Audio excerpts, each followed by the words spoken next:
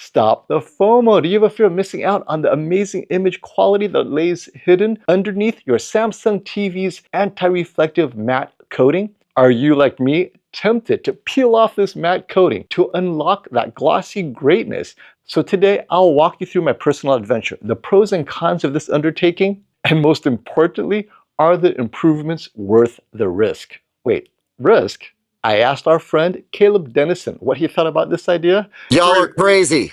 Y'all are crazy, all right? And here's my stance. I'll make it very simple. You can absolutely do stuff, but what you don't know is what you don't know. What did you just screw up? What else are you removing when you remove that piece of film? What else is in that I film? have to give an update regarding my peeling the S95D's anti-glare matte coating. As I stand here, I'm feeling faint. People are gonna, it's what you don't know. Next thing you know, you're gonna have mesothelioma and there's gonna have to be a class action lawsuit. Hey friends, want to upgrade to Windows 11 Pro but can't afford the official price of $199? How about $21 or Windows 10 for $16 with my discount code SF20? Thanks to our sponsor, Whokeys. Yes, Black Friday is here. Get an additional 30% off with my code SF20. Go to whokeys.com, add Windows 11 Pro to your cart, apply my discount code SF20, and bam, only $21. Here's how we activate it. Go to your Whokeys account at the top right under User Center, click on My Purchased Orders, click on View Keys and Code, click Get the Key, copy the Windows 11 Pro key under Code Card, then go to your system settings, scroll down and click Activation, click Change Product Key, paste the key code, click Next, and you're done. So don't miss out on these amazing deals. Click on my links in the video description below.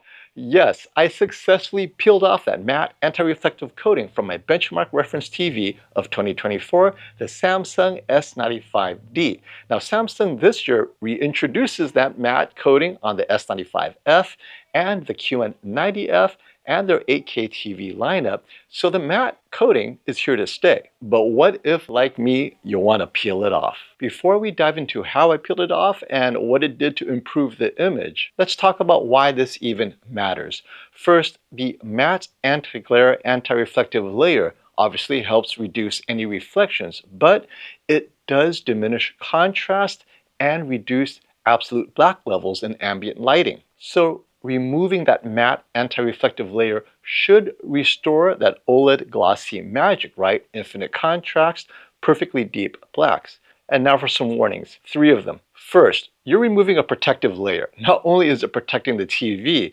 revealing this glossy glass underneath, but what is it that this coating does to protect the TV from maybe ambient UV light? If you have the sun shining through your window, maybe it's going to get radiation, and does that affect the OLED pixels underneath, or vice versa? What about the radiation coming out from the TV? Like, we don't know, right?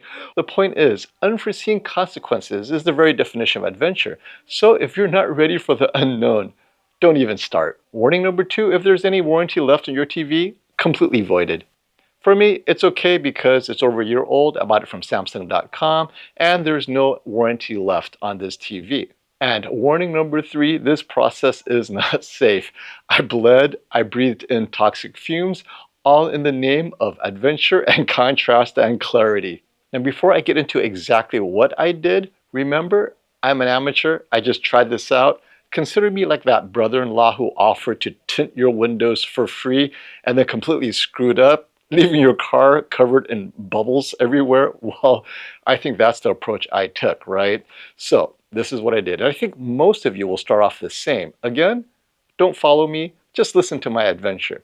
I used my fingernail after wearing black gloves, of course, not these white ones, but wearing black rubber gloves. I picked at the corner until the very edge came off. And remember, don't start until you're ready to finish, because the minute you pick off that edge, you cannot put it back. It's going to stay off and you cannot unsee it. So don't even start picking until you're ready to be committed to finish the process. So as you pull it back, right, it's pretty easy so far. But as you get maybe 3 or 4 inches into this peel, it starts to get a bit harder and 2 problems begin to arise. And immediately, this is when you have to start thinking, I should never have started. So about 6 inches in, maybe 7 inches, I ripped the peel, right? So that matte coating, it ripped. And so here's the problem. Well, why does a rip matter? The fingernail isn't enough. So that's the first problem.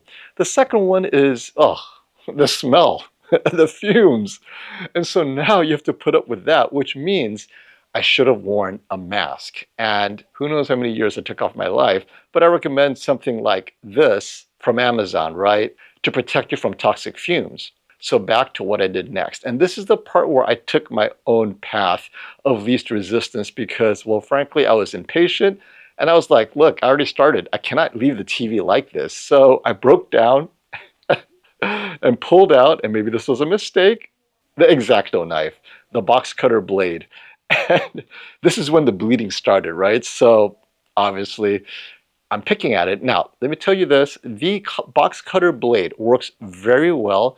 And as you're peeling the very edge of the parts of the coating along the bezel. So at the very edge of that bezel, there is no pixels, right? There's no other pixels, right?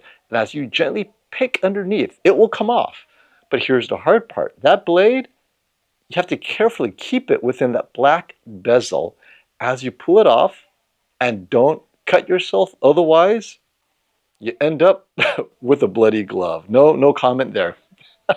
Moving on. So once I pulled out the box cutter, it was pretty easy to finish the job because every time I ripped one of the pieces and wasn't able to pull it all the way, I just pulled off another layer with that blade from the bezel, and eventually I finished it. So the entire process was about 3 hours over 2 days. Now, for the most important part, what were the differences? Well, here they are. This is before and after, but look at the after specifically.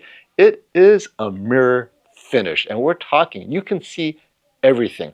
The question is, all right, so you can see everything, but is that a bad thing? What about in a dark room? So look at some images now. This is content where I turn off the lights. I have some lighting in the back behind me so you can see how any lighting can be reflected quite easily. And you see me very clearly, right? At this point, you're asking, well, is it worth it? So first, I definitely see slightly better contrast and blacks in an ambient room. However, I do see this reflection, and that may be distracting to you. Now, I was surprised it wasn't as distracting to me as I had feared, but maybe I'm just being subjectively biased because I spent so much time doing it. I better the hell like it.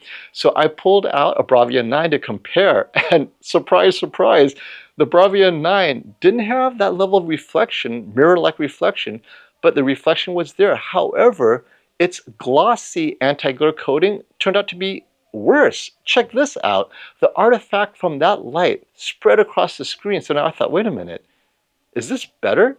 So ultimately, maybe it's a non-issue for those of you complaining, oh my gosh, it's a mirror-like finish. It's a mirror-like finish, but compared to other TVs with their own anti-glare on their gloss screen, not necessarily that much better. Now, I'm not saying it's the same or worse. I'm just saying subjectively, I wasn't as disappointed with that mirror-like finish in a bright room as I thought I would be. Now, what about the Bravia 9, in a dark room content, similar conditions, and well, guess what? You can still see the reflection, right? Slightly muted, but it's there. If you want complete no distraction, do not remove that matte coating at a cost of diminishing the contrast a little bit and raising the black levels. But now let's go to the most important question. Was this process worth the improvement? So in my opinion, the improvement was very, I'd say, minor. It wasn't like, oh my gosh, night and day. You go from no contrast to absolute infinite contrast. No, you went from a little less contrast to a little better contrast. And the blacks are better, but my recommendation would be this. Get a TV designed from the ground up.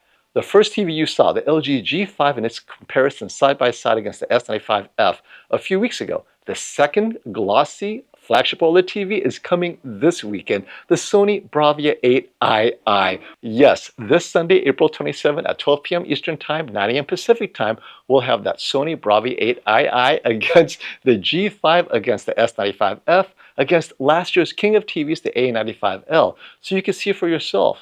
What are the improvements? Specular highlights, brightness. What will the Bravia 8II do compared to the G5? And well, all will be answered this weekend. So come on with all your questions, anything you want to know about these TVs or any TV. Let me know, or maybe your opinion about peeling back that matte coating.